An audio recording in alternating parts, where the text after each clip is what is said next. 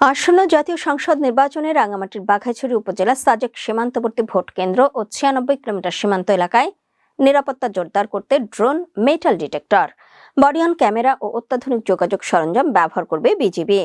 ২ ফেব্রুয়ারি সকালে সাজেকের ৫৪ বিজিবি বাঘাইহাট ব্যাটালিয়নের অধিনায়ক lieutenant colonel Mohammad Mohiuddin Faruki media ব্রিফিংয়ে সাংবাদিকদের নিশ্চিত করেন। এ সময় তিনি বলেন, এই নির্বাচনে বিজিবি দায়িত্ব পালনের ক্ষেত্রে body on camera, metal detector, drone ও আধুনিক যোগাযোগ সরঞ্জামাদি সহ বিভিন্ন ধরনের রাইট কন্ট্রোল সামগ্রী ব্যবহার করবে, যার মাধ্যমে স্বচ্ছতা, জবাবদিহিতা ও কার্যকর নিরাপত্তা নিশ্চিত করা সম্ভব হবে।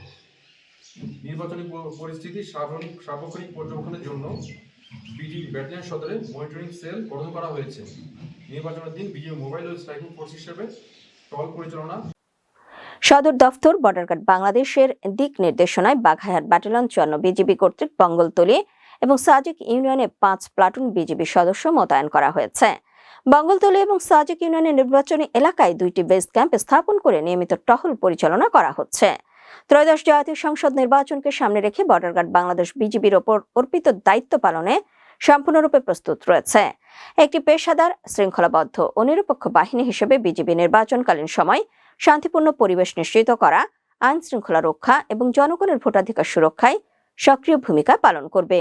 এই নির্বাচনে বিজিবি দায়িত্ব পালনের ক্ষেত্রে body on camera, metal detector, drone ও আধুনিক যোগাযোগ সরঞ্জামাদি সহ বিভিন্ন ধরনের রাইট কন্ট্রোল সামগ্রী ব্যবহার করবে, যার মাধ্যমে স্বচ্ছতা, জবাবদিহিতা ও কার্যকর নিরাপত্তা নিশ্চিত করা সম্ভব হবে।